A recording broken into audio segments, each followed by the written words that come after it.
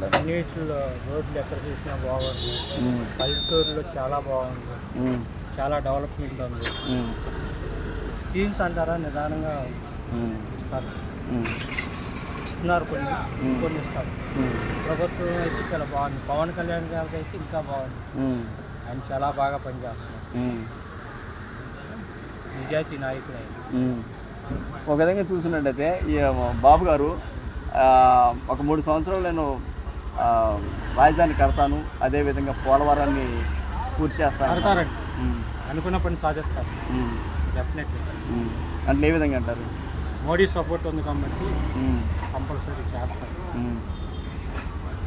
డెఫినెట్గా చేస్తారు. కానీ చంద్రబాబు నాయుడు గారు రాజధాని కడితే మనకి ఎటువంటి బెనిఫిట్స్ రాబోతున్నాయి? మంచి అందరికీ ఉద్యోగాలు వస్తాయి, యువకులందరికీ మంచి ఐటీ కంపెనీలు వస్తాయి,